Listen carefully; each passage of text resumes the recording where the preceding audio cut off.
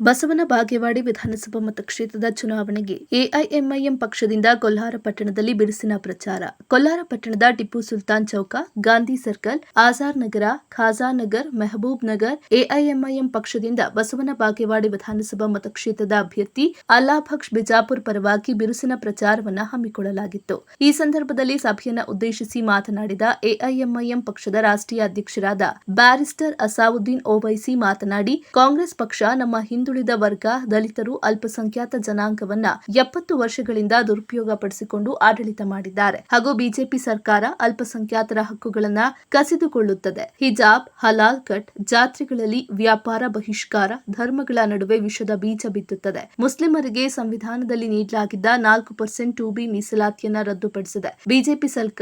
BJP ಸರ್ಕಾರ ಅಲ್ಪಸಂಖ್ಯಾತರನ್ನ ಅನ್ಯಾಯ ಮಾಡುತ್ತದೆ ಅಂತ ಹೇಳಿದ್ರು. ನಾವು ಬಸವನ ಬಾಗೇವಾಡಿ ವಿಧಾನಸಭಾ ಮತಕ್ಷೇತ್ರಕ್ಕೆ ಆಗಮಿಸಿ ನೋಡಿದಾಗ ಇಲ್ಲಿಯ ರಸ್ತೆಗಳು, ಒಳಚರಂಡಿ ವ್ಯವಸ್ಥೆ, ಬೀದಿ ದೀಪಗಳು ಹಲವಾರು ಕಾಮಗಾರಿಗಳಿಂದ ವಂಚಿತವಾಗಿದೆ. ನಾನು ಬಿಜೆಪಿ ಮತ್ತು ಕಾಂಗ್ರೆಸ್ ಪಕ್ಷಕ್ಕೆ ಪ್ರಶ್ನೆ ಮಾಡುತ್ತೇನೆ, ಕ್ಷೇತ್ರಕ್ಕೆ ಅಭಿವೃದ್ಧಿಗಾಗಿ ಬಂದ ಹಣವನ್ನ ಏನ್ ಮಾಡಿದ್ದೀರಿ ಎಂದರು. ದಯಮಾಡಿ ನಾನು ಮತದಾರ ಬಾಂಧವರಲ್ಲಿ ಕೈ ಮುಗಿದು ಕೇಳಿಕೊಳ್ಳುತ್ತಿದ್ದೇನೆ. ನಮ್ಮ ಪಕ್ಷದ ಅಭ್ಯರ್ಥಿಗೆ ತಮ್ಮ ಅತ್ಯಮೂಲ್ಯವಾದ ಮತವನ್ನ ಕೊಟ್ಟಿದ್ದೇ ಆದಲ್ಲಿ ಮತಕ್ಷೇತ್ರದ ಎಲ್ಲಾ ಅಭಿವೃದ್ಧಿ ಕಾಮಗಾರಿಗಳನ್ನ ಮಾಡುತ್ತೇವೆ ಅಂತ ಈ ಮೂಲಕ ಪ್ರಮಾಣ ಮಾಡುತ್ತೇನೆ ಎಂದರು. ಈ ಸಂದರ್ಭದಲ್ಲಿ ಬಸವನ ಬಾಗೇವಾಡಿ ವಿಧಾನಸಭಾ ಮತಕ್ಷೇತ್ರದ ಅಭ್ಯರ್ಥಿ ಅಲ್ಲಾಭಕ್ಷ ಬಿಜಾಪುರ್, ಹೈದರಾಬಾದ್ನಿಂದ ಆಗಮಿಸಿದ ಶಾಸಕರು ಮತ್ತು ಎಐಎಂಐಎಂ ಪಕ್ಷದ ಗಣ್ಯಮಾನ್ಯ ವ್ಯಕ್ತಿಗಳು ಸೇರಿದಂತೆ ಸಾವಿರಾರು ಕಾರ್ಯಕರ್ತರು ಈ ಪ್ರಚಾರ ಸಭೆಯಲ್ಲಿ ಭಾಗವಹಿಸಿದರು. Hasan Mulla, AB news, Kolhara.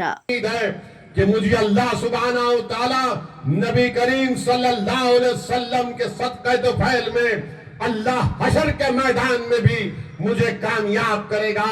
गो मेरे आमाल अच्छे नहीं है, मगर कम से कम मैंने अपने ईमान का सौदा नहीं किया। मैंने जालिमों की चौखट पर जाकर सर को नहीं झुकाया। मैंने लोकसभा के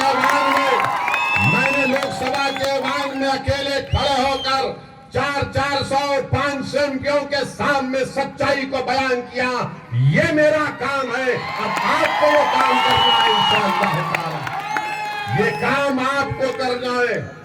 आपको लीडर बनना है, आपको रुकने असेंबली एमएलए बनना है, तुमको नेता बनना है। ये काम मजलिस कर रही है। मजलिस चाहती है कि कोल्हार की सफों में आज इतने नौजवान बैठे हुए, हमारी बेटियां बैठी हुई है। मेरी दिल की ख्वाहिश ये है, मेरी दुआ भी यही है कि मुझसे नेक और काबिल लोग खड़े हो जाए जो गरीबों और मजलूमों की आवाज बन सके। जमहूरियत में अगर आप खामोश बैठेंगे तो आपकी खामोशी को कोई कबूल नहीं करता। शादी जब होती है तो दुल्हन की खामोशी को बाज लोग कहते हैं कि इकरार समझा जाता है, मगर आजकल दुल्हन भी खामोश नहीं बैठ रही है। वो भी बोलती है कि मेरे को कबूल है नहीं है। जमाना बदल गया। अगर कोई आकर कहेगा कि ओवैसी की बात में सच्चाई जरूर है, मगर हम क्या करें, ये बीजेपी है, ये मोदी है, ये आरएसएस है, ये इनका जुल्म है, हिजाब का मसला है, कारोबार करने नहीं दे रहे कुरैश बरादरी के लोगों को। क्या करना बताओ? वैसी तो सच बोलता, इसीलिए हमको क्या करना पड़ता, इनको वोट देना पड़ता। ये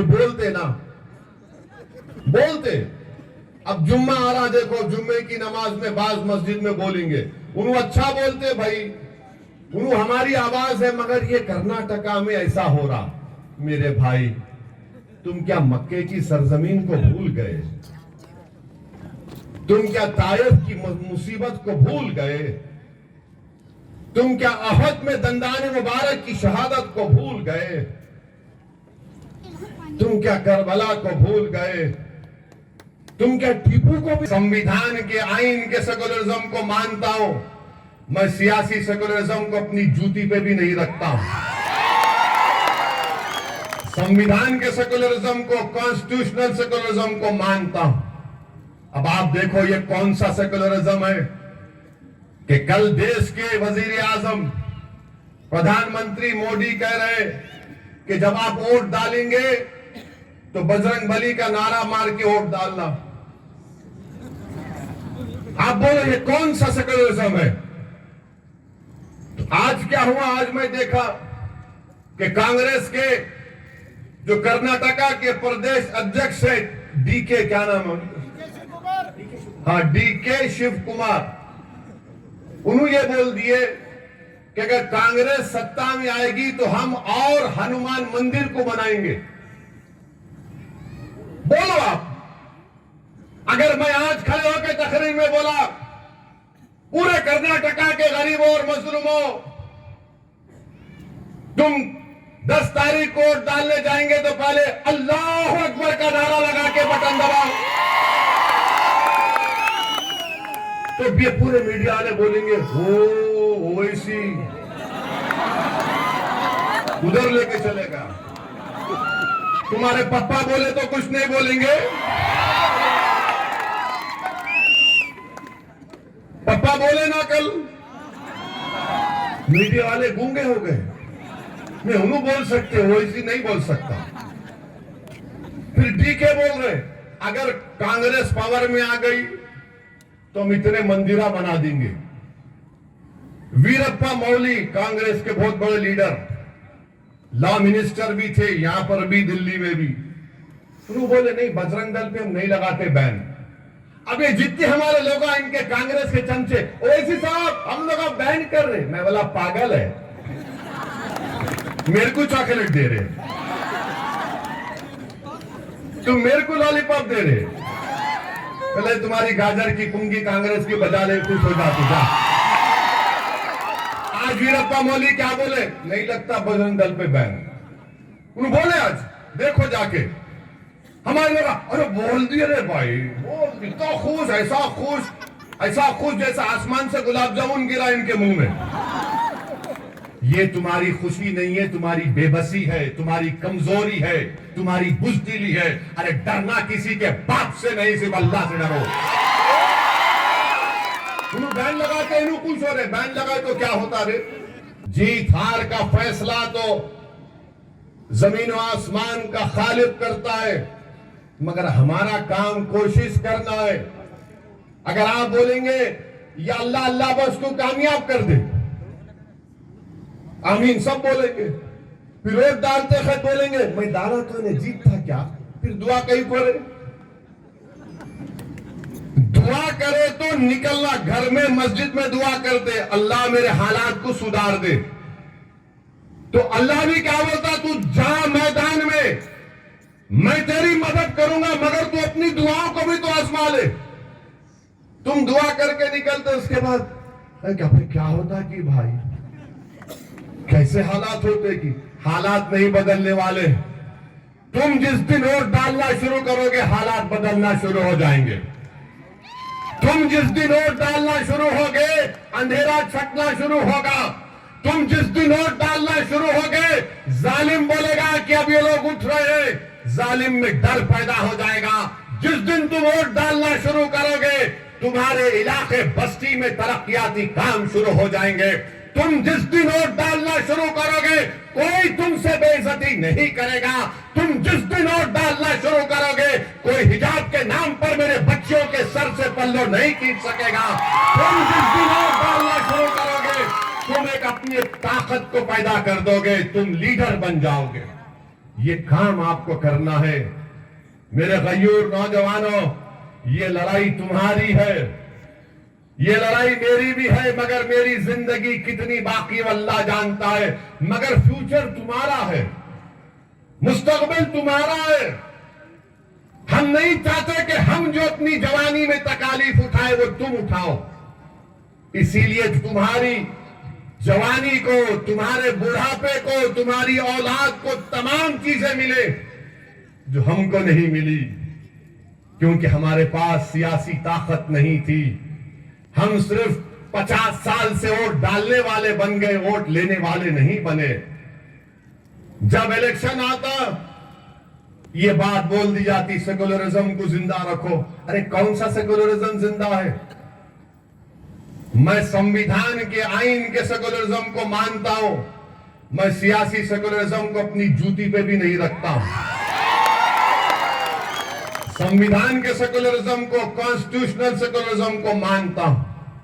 अब आप देखो ये कौन सा सेकुलरिज्म है कि कल देश के वजीर आजम प्रधानमंत्री मोदी कह रहे कि तुम्हारी जबान थक जाएंगी, तुम्हारा वजूद खत्म हो जाएगा, तुम्हारी नस्लें खत्म हो जाएंगी, मगर असदुद्दीन ओवैसी जब इस दुनिया में जिंदा भी रहेगा और जब जाएगा तो अल्लाह मुझ जैसे लाखों लोगों को पैदा करेगा। देखना तो अब आप बताओ, अब जो कांग्रेस की वोट डालने को बोल रहे हैं, अब वो क्या बोलेंगे? तेरा बना देंगे। अरे बच्चों का क्या होगा जो खाना नहीं मिल रहा, जो किताब नहीं पढ़ रहे? बोलते नहीं ओवैसी मुसलमानों की बात करता रहे। मैं कहां बात कर रहा हूं मुसलमानों की? मैं तो गरीबों की बात कर रहा हूं, कमजोरों की बात कर रहा हूं, मजलूमों की बात कर रहा हूं, खवातीन की बात कर रहा हूं, दलितों की बात कर रहा हूं, आदिवासियों की बात कर रहा हूं। अब बोलो ये कौन सी जबान में लोग बात कर रहे हैं? डीके और मोदी। डीके मोदी नाम अच्छा है, कांग्रेस को गुस्सा आएगा। डीके एंड मोदी या डीके मोदी ये बोल रहे आप, कैसे वजीर आजम है? मगर मैं आपको एक पैगाम दे रहा हूं, जब 10 तारीख को जाएंगे ना वोट डालने, तो आप क्या वोट, कैसा बोल के वोट डालेंगे? नहीं, आप बोलेंगे जय हिंद। फजर की नमाज पढ़ना, मस्जिद में दुआ कर लेना अल्लाह से, अल्लाह आज हिम्मत दे मेरे को अच्छा फैसला लेने के लिए। दुआ करना कि अल्लाह ऐसा फैसला ले कि शैतान को शिकस्त हो जाए, बातिल को शिकस्त हो जाए। और जब पोलिंग बूथ में जाएंगे तो जय हिंद बोल के वोट देना। और जब तुम वोट देंगे तो वोट देने से, अल्लाह बख्श को मजलिस को वोट देने से पहले उस बच्ची को याद करो जिसके सर से हिजाब छीनने की कोशिश की गई। वोट देने से पहले उन बच्चों को याद करो जिसको स्कूल, गवर्नमेंट के स्कूल में खाना नहीं मिलता। वोट देने से पहले याद करो कि महंगाई मोदी जी ने बर्बाद कर दी गरीबों को। वोट देने से पहले नौजवानों याद करो तुमको नौकरी नहीं है। वोट देने से पहले याद करो कि कीमतें आसमानों को छू रही है। ये सोच कर वोट डालो, तुम्हारा फैसला अच्छा होगा। हम बीजेपी को हराना चाहते हैं और हम उम्मीद करते हैं कि बीजेपी की सरकार कर्नाटका में नहीं बनेगी। मगर बीजेपी को हराना सिर्फ ओवैसी की जिम्मेदारी नहीं है। तुम जिता रहे बीजेपी को, मैं नहीं जिता रहा हूं। लोकसभा के इलेक्शन में